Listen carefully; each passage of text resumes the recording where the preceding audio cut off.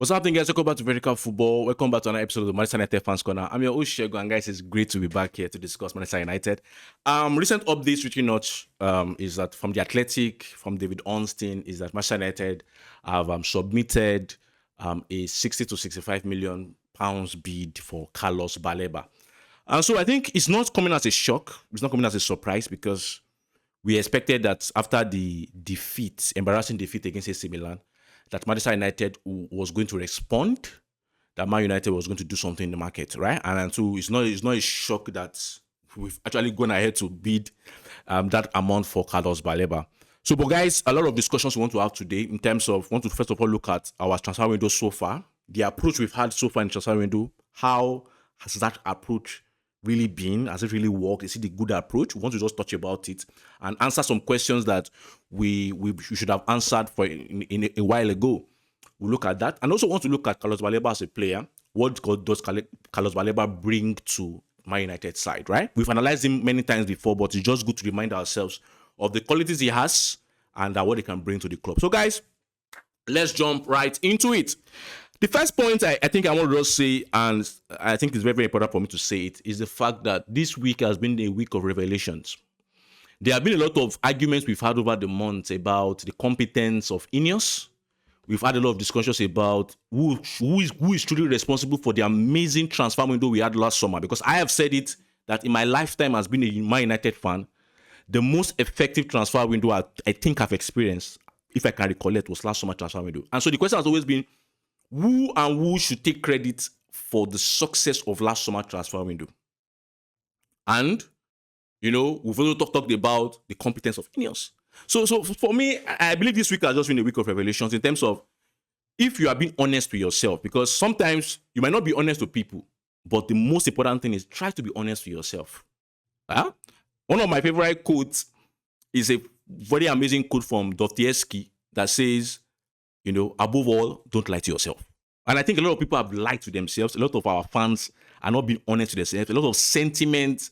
I know. Yes, when you're in love with a club, sometimes you are clouded by the love for the club. But sometimes you have to just be honest with yourself.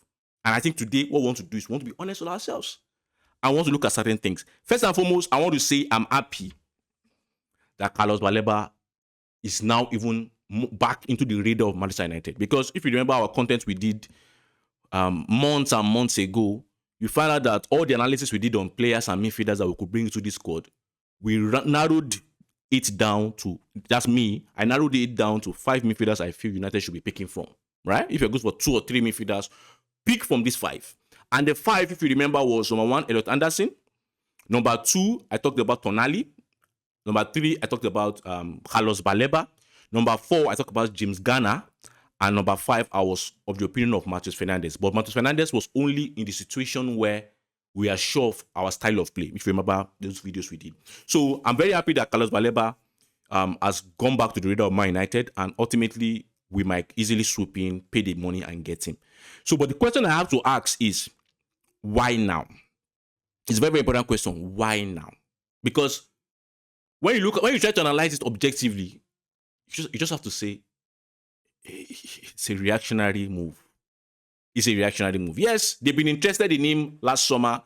They did the legwork, they did the legwork for Carlos Baleba. It just the fee. I think they agreed personal terms also with him, just the fee with Brighton, right? So logically, you would expect that this summer transfer window, it should be the first person we resume negotiations with, right? Even during the season, you expect that they should have reactivated contacts and finalized Carlos Baleba's deal. Carlos Baleba obviously normally should have even been the first signing of Man United this summer. But what we saw is that we left Carlos Baleba and we went for 6 to 7 other options before we now arrived at Carlos Baleba. And that's to show you that who was making those decisions. Because let me remind us, if we have forgotten, right? We first went for Ederson of Atlanta, which was a very shocking move for me. You saw my videos where I did about it. I was shocked about that. We obviously know how that ended. We were interested in Elliot Anderson. We couldn't match up the price that Nottingham Forest was asking, so we didn't go for him. We obviously were interested in Matheus Fernandes. We did, looked at Tonali at a point, but because maybe salary demands and transfer fee, we didn't go. That's like 4 midfielders now. Ederson, Elliott, Matthews, Tonali. That's 4. We now ended up, saying we want to go for Andre Santos. Good player, good prospect. We went for Andre Santos. We went for Tielemans.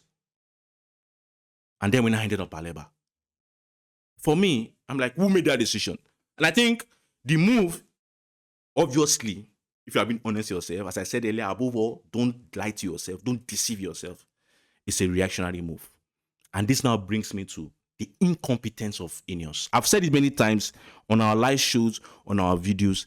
These guys are clueless. And sometimes when I say, people like, why are you clueless? Because I think one of the things I've noticed about United fans is, once our team is winning matches, you think the board makes sense. And I think that's what we saw in the few months under Michael Carrick. When Michael Carrick was winning, we just automatically gave the same credence to Michael Carrick that we now give the same credence to INEOS. Michael Carrick is doing well, winning games, good and fine. Let that be Michael Carrick. The incompetence of INEOS, and when I say they are incompetent, some people would just be like, oh, why are you saying that? I used to support these guys when they came to Man United. The videos are there. I used to say these guys, they've been in Man City, they know how it goes. But there are certain decisions they've made over time that I'm just like, really? And I begin to see their incompetence. Let me tell you one of them. The first decision that made me to start suspecting the incompetence of these guys was the decision to go for a back three manager in Ruben Amorim. Right? Having understood and having had a discussion with the guy that wasn't going to change the system. And you made promises to him based on reports, even looking at the way the situation panned out, that you are going to invest in his plan. And after 14 months or so, you abandoned that and went for, you say you want to go for a manager that was playing back 4. Why did you then take that leap to go for back 3? Didn't you count the cost? I also saw the way they operated, and I said it many times on this show, how they operated in the first transfer window that they held in this club. Because people think last summer was the first transfer window. No, it wasn't. These guys were people that had a particular benchmark of not going to spend above 50 million. They had that benchmark. They said even if they spend 50 million, it has to be a guy that has prospect or a very, very exceptional player. That's the first transfer window. And I mentioned to Ross on this show how they went for the likes of Ugarte, Zegzi, Mazarawi, Delete, and Yoro. Yoro was the highest among those players we bought in that first transfer window. All of a sudden, I'm seeing that there's a transfer window where we are going for 70 for Sesko, 70 for Mbembo, 60-something for Matheus Cunha. We are going for Premier League proven players. Whereas we had Wilcox, who has done a good number of his years in England, right? In Man City, good number of years. I think Wilcox has done over 20 plus years, if not close to 20 years in Man City. We've had Berada that has been a decent number of years in the Premier League in Man City. We had Ashworth, who had been in charge of the FA and in charge of Newcastle, right? We had even the owner, who has also been, what they call it, in terms of following English football and being an Englishman himself. Yet, our first transfer window, there was no Premier League proven player that we bought. We bought players from Italy, we bought players from France, we bought players from Germany. We didn't buy any player from England. All of a sudden, we decided Premier League proven players. We decided to say, we'll take our target, we'll go head on for our target. I'm like, can this be the same people? Let's see. Let's watch and see. Let's see how it goes. And this summer transfer window has been a revelation in terms of the prices they want to go for players. The release clause of Tielemans, the Santos move, it shows you that these guys, and I'm bold to say it after looking at all the evidence, clearly they were not the ones in charge of that last season's success in terms of identifying the targets and pushing to go for the targets we went for. They were clearly not. You might choose to deceive yourself to think they were, but the evidence before us, and looking at the way even the manager that left us, looking at the way AC Milan is going about their own business currently, it shows you the INEOS were not the ones responsible for how last summer went. They were not. At least for most part, they were not. They were not. But I know some people still want to argue because not everybody can see clearly. I get that. But we've seen it and we've understood that these guys are clueless. They are clueless. Now, 60 to 65 million has been made for Carlos Baleba. And there's always going to be a question about That's been rejected based on the report I've rejected. So obviously, we might end up spending 70 million, not of 70 million to get Carlos Baleba, right? If we are very good negotiators, maybe we might still get him between 65 to 70, maybe around 68 or so. But we're looking at the way Brighton is, we might end up paying 70, at least 70 for him. So where does that our overpaying argument now come in? We don't want to overpay. Those people that will say, oh, the club don't want to overpay. Where does that argument now come in? Do you see how senseless it actually looks now? It should have always been about quality, not the price. Quality. Go for what you want. You might overpay sometimes. Go for what you want. And let me say this. I think it's wonderful for me to say this. I had discussions with people on the live show, and I've always said that there are some terms we use in Man United fan base in 2026 that were true in 2016. Right? But they're not true again in 2026. This idea that there is a United tax, and whenever United is interested in a player, people increase the price, was true about us in 2026, was even true about us maybe 3-4 years ago. But I think in 2026, today they were speaking, it is not true anymore. And why am I saying it's not true anymore? Because every club that is interested in a player overpays. This summer alone, Chelsea has overpaid for Morgan Rogers. Arsenal, that 70-something million or what have you that they paid for Bruno Guimaraes at that age, looks like a bit of overpayment. Man City has done that for Elliot Anderson. We have other teams that have done. Liverpool did that last season. And Liverpool also might be doing that this season. So everybody is overpaying. That means it's not about you alone. It's now a function of how the market is. So what you should do as a person is understand that the market is inflated, but what you must now know is I must go for my own targets that I've identified that has the quality to deliver, regardless of the price. Because if, as I've said many times, I can't keep repeating myself, but I will do it again now. If the player works out, nobody remembers the price. Go for quality. As I say, quality was always the most important word going into this transfer window. So if you end up paying 70, 75, even 80 million on Carlos Baleba, how does that overpaying logic now works? I'm so happy that the guy is still free and available, really. I think it's still free and available. And for me, when I saw this, with due respect to INEOS, but I also must say my mind, I feel the INEOS approach this summer has been like the biblical parable of the 5 wise virgins and 5 foolish virgins. Yeah. I think they were not actually prepared for this transfer window. You cannot deceive yourself. Look at the way it is. There was no assurance that INEOS would actually go for a third midfielder if there was no social media clamor after the AC Milan defeat. There's no assurance to that. They were not actually prepared. And when you look at it also, it's not like there's no target. So let's just go back to last season notes. I think it was time wasted, unprepared, incompetence on the board. But I will say a lot about them as we proceed. My next point is going to be, and it is going to be the last one about INEOS, so that we can go into what Carlos Baleba brings to the team.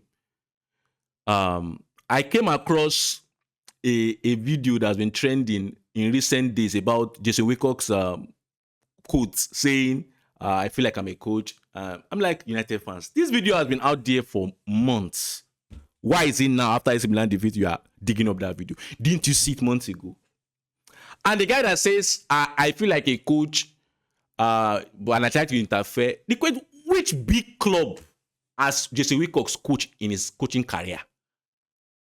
I think we need to ask ourselves this question. And that's why I want to now use this to touch on the phrase best in class. Because I've told you guys our live shows. This is the first time I'm saying it in terms of recorded content. It's a fallacy. It doesn't exist. The backroom staff United has today is not the best in class. If you think it's best in class, you are deceiving yourself. Jason Wilcock is not the best in class. Jason Wilcock, that says, I feel like I'm a coach, has not coached any big side. I'm not sure he has even coached any adult side in his coaching career. Go and check his history. A large part of that is history. It's academy director, academy coach. And there's no what they call it. It's not a shock to see why Jason Wilcock, will be going for. We are more active in the academy market than even in the adult markets. It's not a shock. And why that is because the person we have as our sporting director, his whole experience is about identifying academy players, young talents. So is he really the best in class? Can we compare him to the likes of Monchi, to the likes of Campos, to the likes of Beta, to the likes of Tixi Begistan? Can we compare him, Wilcox, to those guys? Let's be logical. Berada is our CEO. This is the first time he's holding the role of CEO. This is the first time. Berada was never the CEO at Man. He was the chief of football operations. But when you look at even the clips and try to understand what is going on, everything that happened in Man City, majorly the brainwork behind it was the likes of Pep and Tixi. Yeah, he was in charge of financial aspects in terms of wage bill, and we can see that impact in Man United. Trying to, even though we have a discussion about that in subsequent episodes, we can see its impact about that. But in terms of having a vision of how we want to play and ensuring that everything goes, he doesn't have it. So this fallacy of best in class, I think I know, yes, a lot of United fans, we've had about Baleba news, and a lot of United fans are happy back and say, yes, we're good. We're happy about Baleba. But the fact is, the noise about INEOS should not stop. The noise about Glazers should not stop. Except if you want to deceive yourself, these guys are clearly incompetent. We are just lucky that Baleba is still in the market. We're just lucky that somebody decided, okay, let's just go for Andre Santos. Because I believe these are prospects. These are guys that can actually do good for us. But in terms of the strategy and how they went for it, bro, they're being clueless. Don't deceive yourself. Now let's go to Carlos Baleba. I'll quickly run through what Baleba brings. Obviously, Baleba can be a good first-field receiver.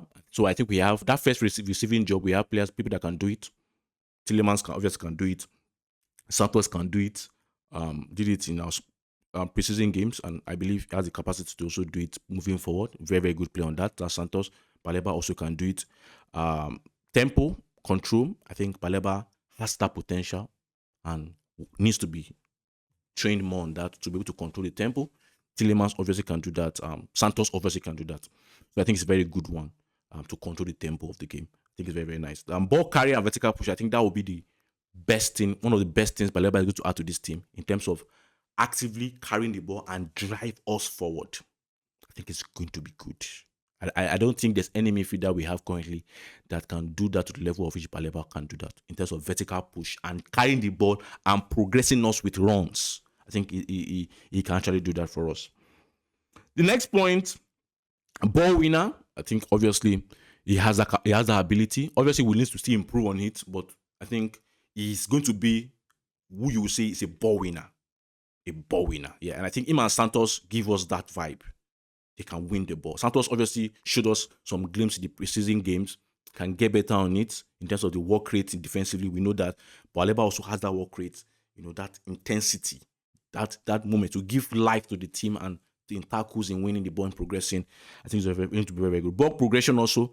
I think he obviously Baleba also can do that in terms of the long balls. Santos also has that in his locker. Tillemans has that in his locker. So I think these are very good additions. Then I think another major point that Baleba will add to this United side is also the ability, to operate in large spaces, to cover ground. I think we need that. So looking at what Baleba is going to bring, I think the decision now for Man United's midfield should be who is going to now play among Bruno, as who's going to now play with Bruno and Baleba. So Bruno, Baleba, fixed positions. That's if Baleba ultimately joins United, which I believe is going to join us now. Who's going to now partner with them and be the third man in that midfield? That's the discussion we should be having.